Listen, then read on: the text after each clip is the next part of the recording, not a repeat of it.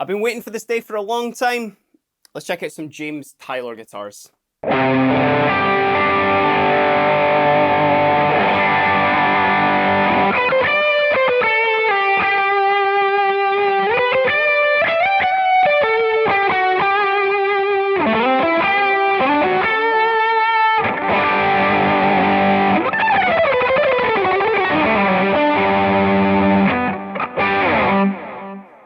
As the thumbnail of this video says, James Tyler guitars are a little bit of a, if you know, you know, kind of guitar brand, especially when it comes to sort of that LA studio sort of guitarist from the 80s. Think Steve Lukather, think Michael Landau.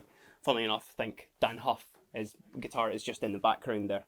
Now, I'm not going to go into the history of James Tyler guitars. There is loads of amazing resources out there, especially from the official James Tyler YouTube page, where the builders go into the whole process, talk about the kind of building of these remarkable guitars. But what I want to do today, as the UK exclusive dealer of James Tyler guitars, I want to highlight a couple of ones that we've got in recently. As I said, I've been waiting to get my hands on these guitars for a long time.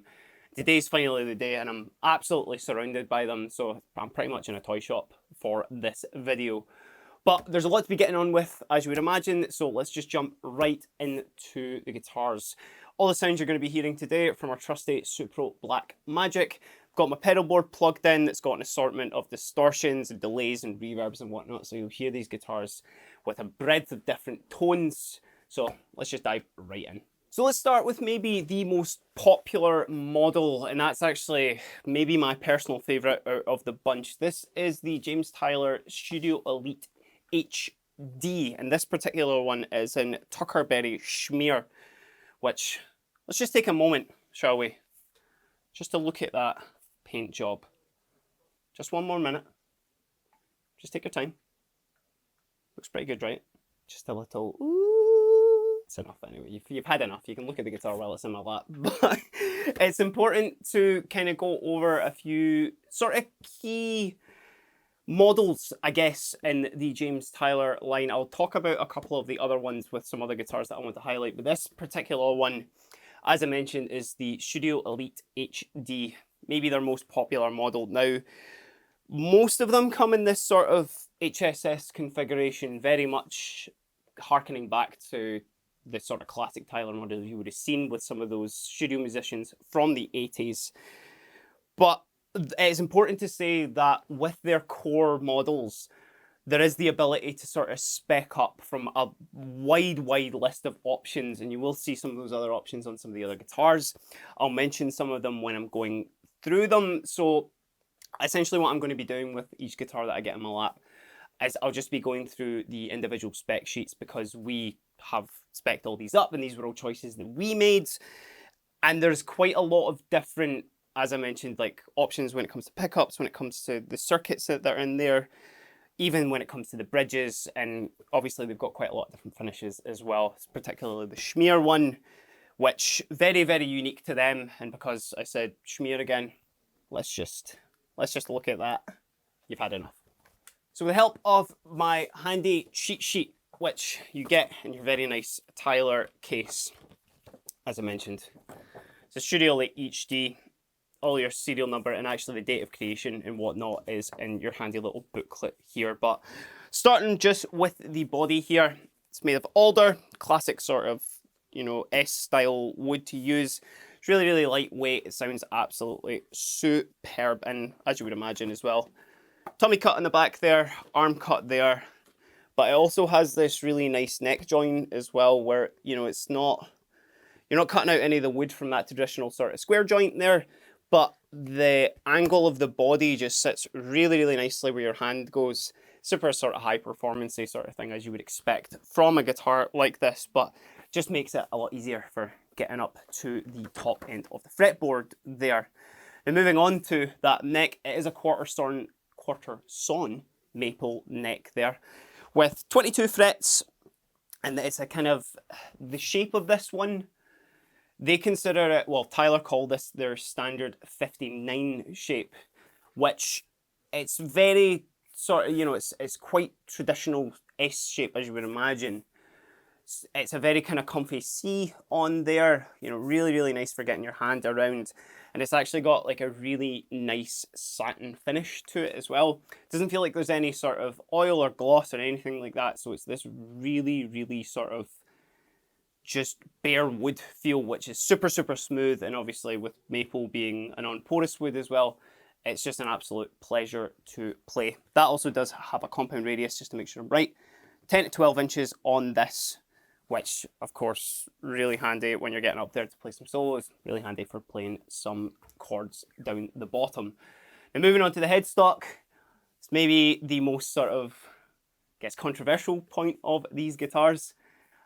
I personally quite like it myself, but let me know what you think down in the comments. It's certainly the point of contention, Aaron, isn't it? Yeah, I don't really want to get to it. There we go, we're 1 for 1 in the video room then. At the top of it's cool. Like you can see you can sort of see the rubber on the top. Just in case you forgot it was a James Tyler guitar, you know. But it's upside down if you're playing. I'm not even going to attempt to read that. Controversial points aside, looking into the hardware that's loaded on, we'll start at the headstock there. This model particularly has got hipshot locking tuners on them, which feel absolutely superb. And actually the shape of them as well, the kind of like more buttony triangle ones, particularly on this model, I think kind of suit with the aesthetics of the guitar. Moving on to the pickups as well, and just as I mentioned, you know, there's lots of different configurations that you can get. There's lots of different pickups that Tyler use, and actually they make their own pickups as well, which are loaded into this one. They're all kind of like slanted as well, which again is a feature that I've seen on a few Tylers. A few that you'll see today as well don't have the slanted pickups on them, so if it's not really the thing that you like with them, or you don't like that sound, then you do have the option. But this one is loaded with the bridge. Here is a hot retro. The middle position is a GTS5 hot Laura, and it's actually a GTS5 that's loaded into the neck there as well. I'll let you just hear these on a clean tone. If I can find my plectrum, that is. Work in a guitar store and don't have a plectrum. What is that about? But here we go. So starting with the bridge, I'll turn all my effects off as well. And make sure I've got some sounds happening. There we go. So here's the bridge pickup.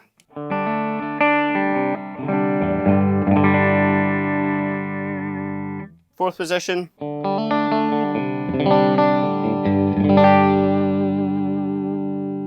Middle.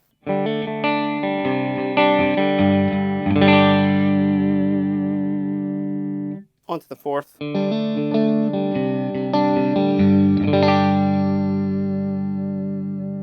And finally the neck.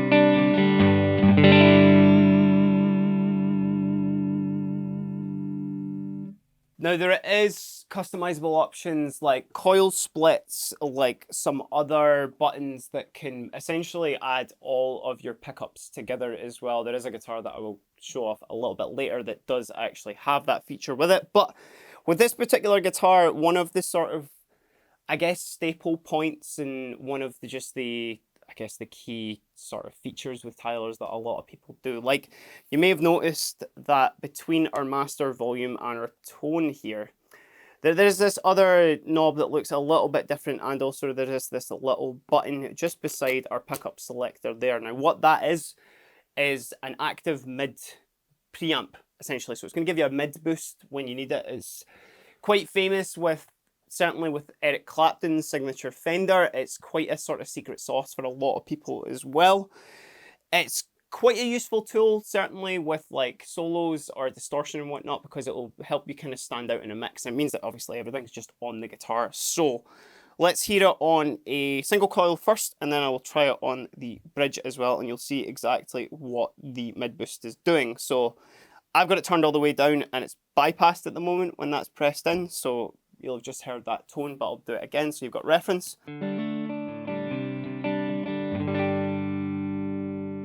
And then when we press this and the button comes up, that's the mid boost activated, but of course it's all the way down. So not the biggest change there, but you'll notice when I start to ramp that up, you'll start to get a little bit more of those mid boosts.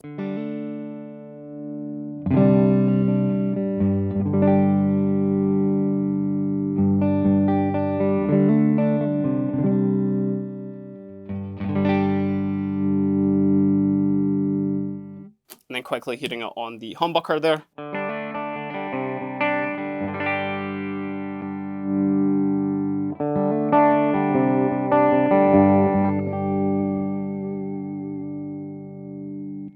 Certainly on the clean channel, it's maybe a bit more overpowering and a little bit kind of, it does create this kind of like much woolier sort of, you know, like warm tone in with it. But certainly with the distortion, it does make quite a difference, which, you know, even while I've got my board set up just now as well, let's just activate. This is a Friedman BEOD distortion here, which nothing else is on, got nothing else. I'll let you hear how the mid boost affects that.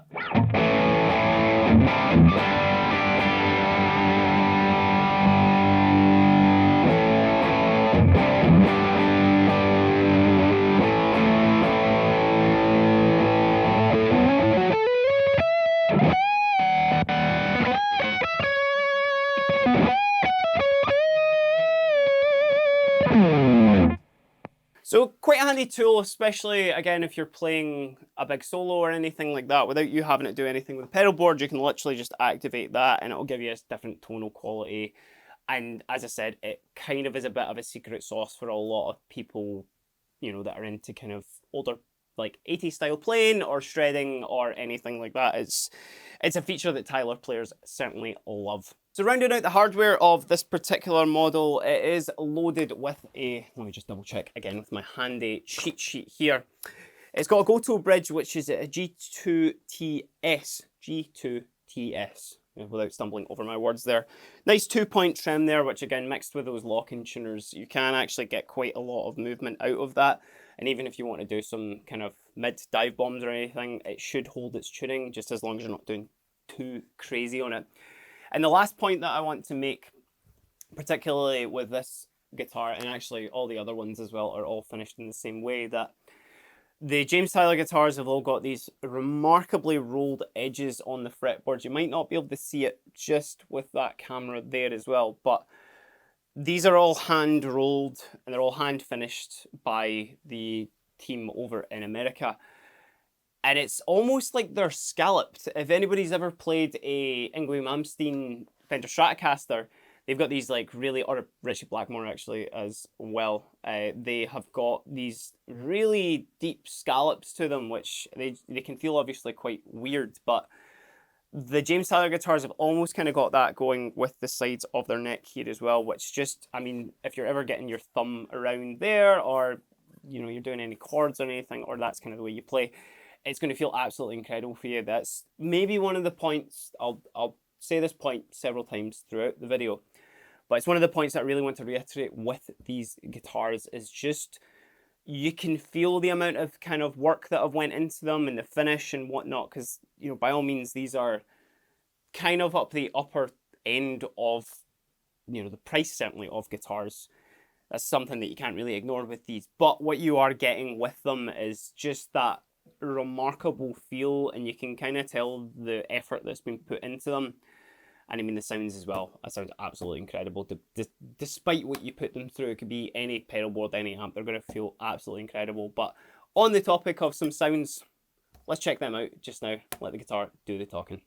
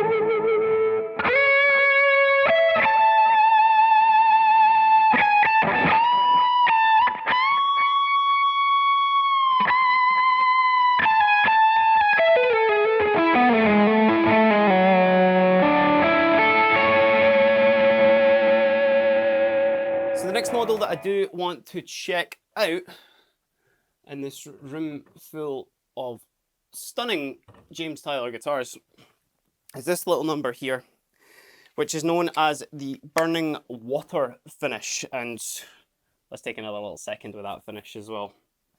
I can see a lot of people maybe not liking how extravagant these finishes are, and certainly they are pretty outlandish and out there, but I love them. Just look how cool they are. The Burning Water was actually first developed for aforementioned Michael Landau, who I think it was the name of his band from where I read actually previously. And it was developed for him from James Tyler. Now this particular model here, it's more of a sort of classic look, and put classic in inverted commas there, and a classic setup because it doesn't have that mid-boost circuit in there. It's a much more traditional master volume, 2-tone knobs and a 5-way selector. So this is a more just pick up and play option, I guess, without too much additional features. Maybe for somebody who just wants a really, really high quality guitar, like you want the James Tyler experience, but without having too many bells and whistles. And for those fans who want all the bells and whistles, the next guitar that we're going to talk about has got all them. So stick around if you do want to see that. But let's just double check what the pickups are. Or actually, before I do that, let's get my handy cheat sheet again and just quickly run through the specs of this one, because again, very customizable, very different sort of setups that you can do for every single one of them. So I just want to make sure I get it right. And you can double check these, of course, when you get them in your nice Tyler hard case. But body wise, we're looking at a Swamp Ash body on this one. So we're in the same sort of territory as Alder, but just a slightly different configuration.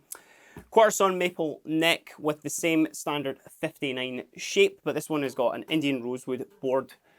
They use quite a few different woods for their boards as well, as you'll see with another couple of guitars. Actually, the next one again that I'm going to pick up, that's got an ebony board on it, but you can also get Palfero, Indian rosewood, maple, or ebony as well, and you can actually get a a mahogany neck as well. So loads of options for you to kind of suit your playing and your style. This has also got the compound 10 to 12 inch radius, 25.5-inch scale length, very kind of standard S-type guitar. Hip shot lock-in tuners on there, and then obviously the headstock as well with the rolled edges. But let's talk about the pickups that are in this one. As I mentioned, this has got, so it's the secret bridge pickup in here, which is a Tyler one as well. Very kind of vintage sounding inspired humbucker, which I think you'll be able to do quite a lot of stuff with if you want just a bit of a middle of the road to cover, cleans and distortion and stuff like that. And the single coils that are in here are GTS 5500 single coils. So let's just hear them right now. Just make sure that this guy is in tune as well. It's important to say that actually I did mention about the tuners there, but they do feel really, really good, and you can get really quite small micro adjustments out of them when you need them, which just show the level of quality that we're getting with these guitars. So trying it on our bridge pickup here first.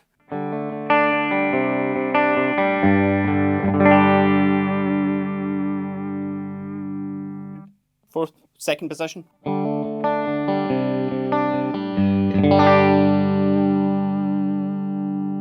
Middle.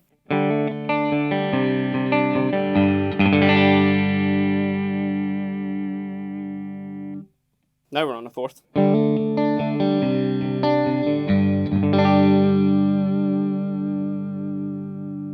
And finally the neck.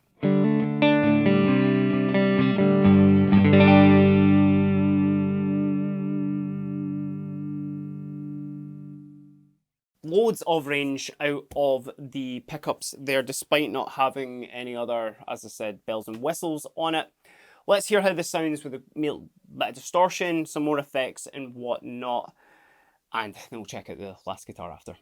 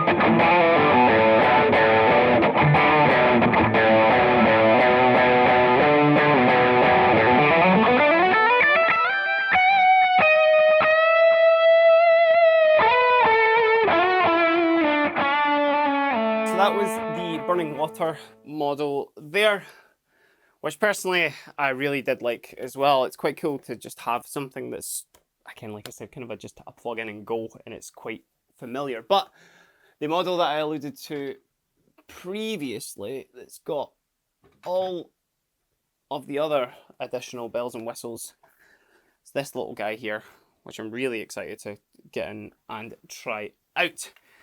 Also does come with a slightly different cheat sheet as well. It's more of a, you actually get a certificate on one side there. Welcome to the family. Now you know. So I told you, it's the if you know, you know of guitars. But this has got all the information here as well, and this is actually a Studio Elite 2. So I guess this is a good opportunity to show you the kind of differences that you can get between a couple of the different models. So here's the first Tuckerberry Shmear that I picked up that was playing, the one that I really liked. These two are part of the same series, I guess. You know, they're the Studio Elites, but you notice like how different they are in terms of what you can get on them. And once I start running through the specs of this guy, you'll see just the levels of customization you can get with it. And actually, before I get in and plug that one in, I just want to show you this model, because I think this is partly a bit of inspiration for that configuration. This is the Dan Huff model. Now we'll have some videos showing off a lot of these just by themselves if you do want to just hear the sounds. Link will be in the description when they start to come out as well. But this is the Dan Huff signature model, you know, by his name. It's just right on the body there. But you notice that these have got the little buttons there as well. It's very, very similar to this Studio Elite here.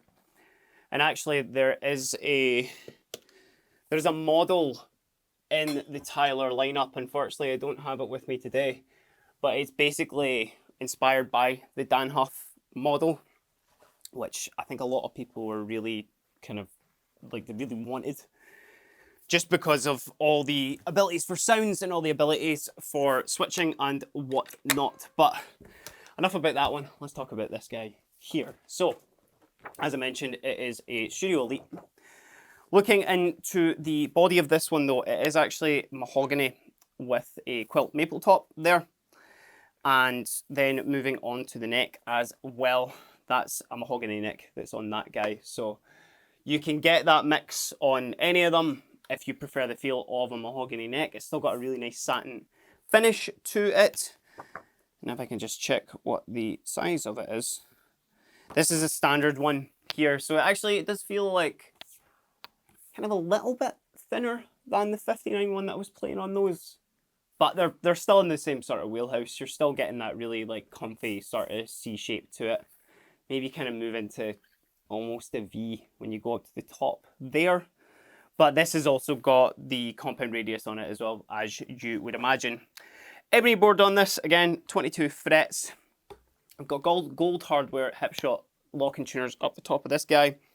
And then it's also got the Goto 2-point gold trim on there as well. But what the biggest thing with this guitar, as I mentioned many, many times, is that it's got a lot of these additional switching systems on it here. Now this might look a little bit complicated at first, but it's a lot easier than it seems, because essentially what these are is these are switching systems for each pickup.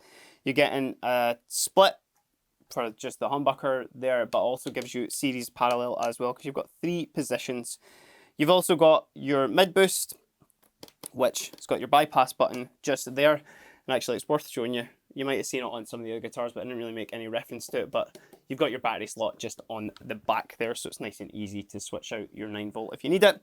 And then this little button here, or switch, it's quite a good feeling switch actually. The this is your lead and rhythm switch. So essentially what it is it's a blower switch. You may have heard of that. What it does is it bypasses all the controls that you've got. So you might be in the weirdest position with your mid boost and all that sort of stuff on. But when you flick this, it just goes directly to your humbucker when you need those kind of clutch lead sort of sounds. And especially if, as I said, if you're kind of in a sort of weird sound elsewhere, instead of you having to properly like revert back to those standard sounds, you know, for your humbucker, you've just got one switch there. Makes it nice and easy. And again, it's super customizable. You can put this on any finish. You can put this on any of the guitars. This was just one that we had spec'd up, particularly in this kind of nice sort of 3D quilt maple, which I think looks really cool.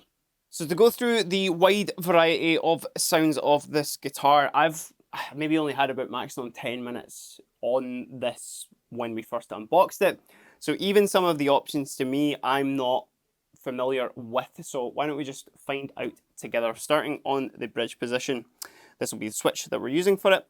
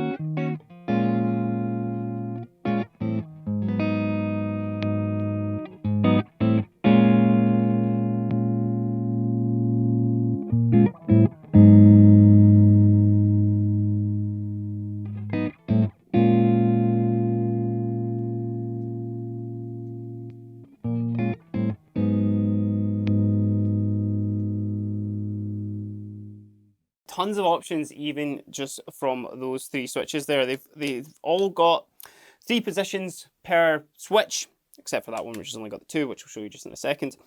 This one here is doing a mix of, as I said, splitting, series, parallel, and especially when you've got the 5-way selector switch as well, there's a lot of different sounds that you can mix into that. And as I mentioned, so let's make quite a unique sort of sound here. Let's turn the mid boost off there. So then say you've got, you know, something like that where you've got your switches all kind of moved, you're in the 4th position there, and then you need to switch back to a distortion like on your full humbucker with the minimal faff. Basically what you can do is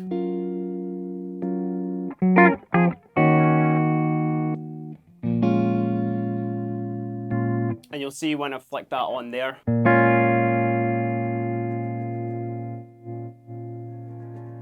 pickup selector's not doing anything else. You still have control over your volume, which is quite handy. You're not just bypassing all of these options here.